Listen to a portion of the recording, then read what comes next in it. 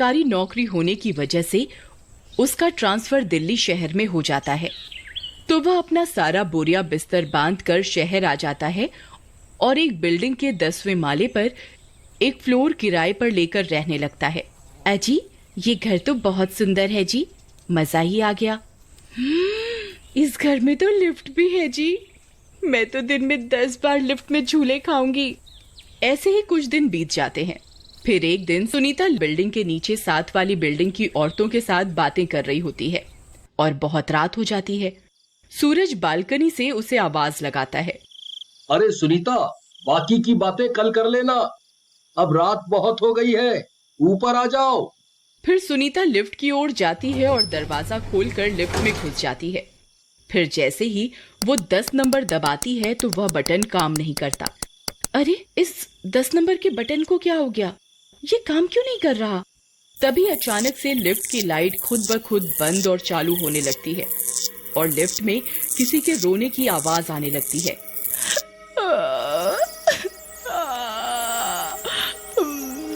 और सारे बटनों की लाइट जल बुझ होने लगती है। अरे अरे, ये क्या? ये कौन रो रहा है? और ये बटन खुद ब खुद क्यों जल बुझ रहे हैं? हे भगवान, ये सब क्या हो रहा है? अरे कोई है, मेरी मदद करो, कोई है। फिर लिफ्ट खुद ब खुद बड़ी तेजी से ऊपर की ओर जाने लगती है और बहुत तेज लिफ्ट के टकराने की आवाज आती है। अरे, अभी तक तो सुनीता को आ जाना चाहिए था, ये आई क्यों नहीं? बाहर जाके देखता हूँ। फिर सूरज अपने घर से निकलकर बाहर लिफ्ट लॉबी में आता है। तभी वह लिफ्ट उस फ्लोर पर आकर रुकती है और लिफ्ट का दरवाजा खुलता है, लेकिन सुनीता उसमें नहीं होती।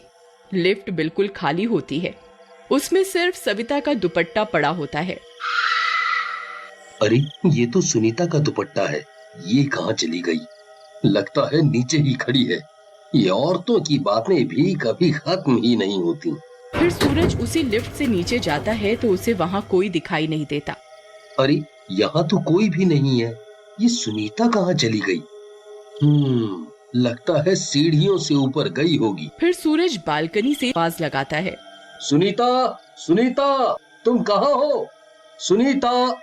अरे कमाल है, ये गई तो गई कहाँ? सुनीता, सुनीता, सुनीता, सुनीता, सुनीता, तुम कहाँ हो? सुनीता! हद हो गई, अब तो पता नहीं इतनी रात गए ये कहाँ चली गई। अब चलो कुछ देर इंतजार करता हूँ, खुद ब खुद आ जाएगी। फिर सूरज इंतजार करता है। इंतजार करते करते उसे नींद आ जाती है और सुबह हो जाती है। सुनीता, जरा एक कप चाय तो लाना। सुनीता, सुन रही हो? लेकिन कोई आवाज नहीं आती। फिर सूरज उसे पूरे घर में ढूंढता है, लेकिन उसका कोई अता पता नहीं चलता। वह आस पड़ोस के लोगों से भी पता करता है, लेकिन सुनीता के बारे में किसी को कुछ पता नहीं चलता। फिर रात होने पर 9वें फ्लोर पर रहने वाली एक औरत लिफ्ट में चढ़ती है। वह 9 नंबर दबाती है, लेकिन वो बटन काम नहीं करता और फिर लिफ्ट की लाइट जलने बुझने लगती है और किसी औरत के रोने की आवाजें आने लगती हैं। अरे अरे, ये क्या हो रहा है? अरे कोई है, कोई है। तभी लिफ्ट तेजी से ऊपर की ओर जाती है और औरत के चीखने की आवाज आती है। उसकी आवाज सुनकर सूरज बाहर आ जाता है। अरे कौन है, कौन है? फिर कुछ देर बाद उस औरत का पति अपनी पत्नी को तलाशता हुआ सूरज के फ्लोर पर आता है। सूरज भाई, तुमने मेरी पत्नी को देखा क्या? अरे नहीं भाई, मेरी पत्नी तो खुद कल से गायब है। मैं पूरा दिन उसी की तलाश कर रहा हूँ। पुलिस कंप्लेंट करवाने जा ही रहा था तो किसी औरत की चीख सुनाई दी। तभी वह लिफ्ट वहां आकर रुकती है। उसमें उस औरत का दुपट्टा पड़ा होता है। अरे, ये तो मेरी पत्नी का है। मनोज भाई, मुझे भी कल मेरी पत्नी का दुपट्टा लिफ्ट से मिला था। आखिर माजरा क्या है भाई? चलो भाई, बिल्डिंग के सिक्योरिटी इंचार्ज के पास चलते हैं, उसके पास सीसीटीवी की फुटेज होगी। फिर वे दोनों बिल्डिंग के सिक्योरिटी रूम में जाकर सीसीटीवी फुटेज देखते हैं। उसमें सविता लिफ्ट में घुसती हुई दिखाई देती है, लेकिन जब लिफ्ट खुलती है तो वो नहीं होती। मनोज की पत्नी के साथ भी ऐसा ही होता है। ये सब देखकर वे लोग चौंक जाते हैं। आखिर दोनों औरतें कहाँ गईं? सभी बिल्डिंग वाले डर जाते हैं और कोई भी डर के मारे लिफ्ट यूज नहीं करता। मनोज भाई, हमें अपनी पत्नियों को किसी भी तरह ढूंढना होगा। भाई, इस लिफ्ट में सिर्फ औरतें ही गायब हो रही हैं। रात होने दो, मेरे पास एक तरकीब है। फिर रात होते ही मनोज और सूरज अपनी अपनी पत्नियों के कपड़े पहनकर औरतों का भेष बदल लेते हैं और लिफ्ट में चढ़ जाते हैं। मनोज भाई, ये लिफ्ट सिर्फ औरतों को ही अपना शिकार बना रही है और तुमने ये औरतों के कपड़े पहन लिए हैं। भाई, मुझे तो कुछ ठीक नहीं लग रहा। मुझे लगता है हमने ये औरतों का भेष बदल कर सही नहीं किया। अभी भी वक्त है, चलो लिफ्ट से बाहर निकल जाते हैं। भाई, तुम डरो नहीं, मेरी तरकीब जरूर काम करेगी। इसके अलावा हमारे पास कोई और रास्ता भी नहीं है। तुम डरो नहीं और 10 नंबर का बटन दबा दो। फिर सूरज डरते डरते लिफ्ट में 10 नंबर का बटन दबा देता है। तभी लिफ्ट की लाइट जलबुझ होना शुरू कर देती हैं और डरावनी डरावनी आवाजें आने लगती हैं।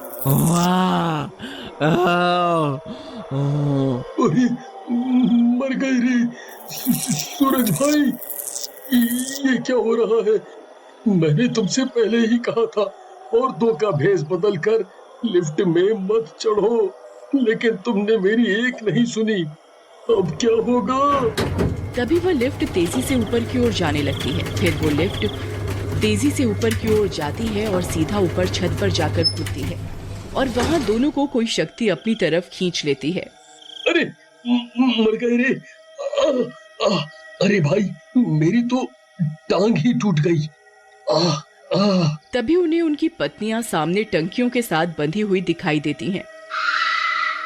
बहन जी, आप जल्दी से नीचे भाग जाइए, यहाँ एक भूत है, वो आपको भी हमारी तरह कैद कर लेगा।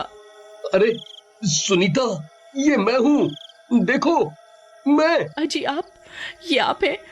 अजी आप आ गए, जल्दी से हमें आजाद करवाइए, नहीं कहीं वो शैतान ना आ जाए। फिर वे दोनों अपनी पत्नियों को आजाद करवाते हैं। तभी वह शैतान वहां आ जाता है।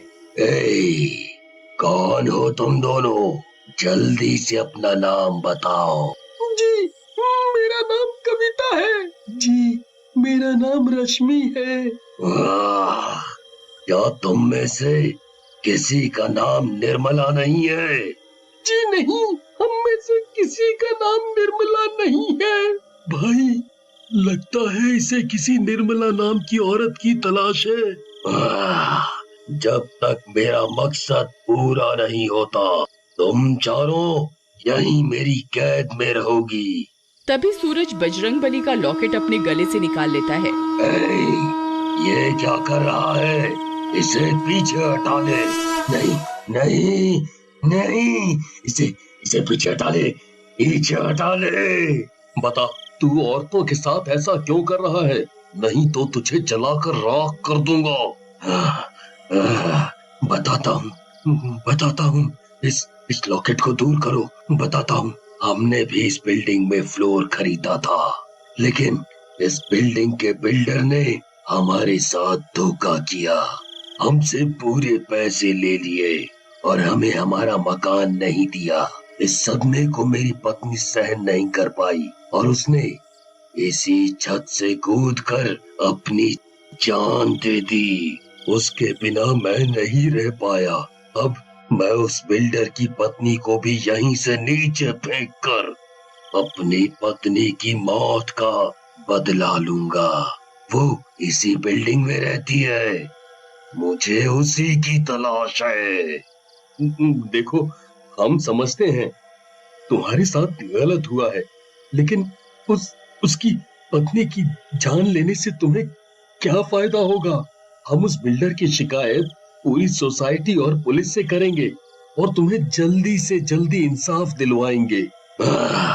ठीक है, मैं भी थक चुका हूँ। अगर तुम कहते हो तो मैं तुम पे विश्वास करता हूँ। अब मुझे मुक्ति दिलवा दो, मुझे भी अपनी पत्नी के पास भेज दो, मुझे मुक्ति दिलवा दो। फिर सूरज बजरंगबली का लॉकेट उसके सामने करता है।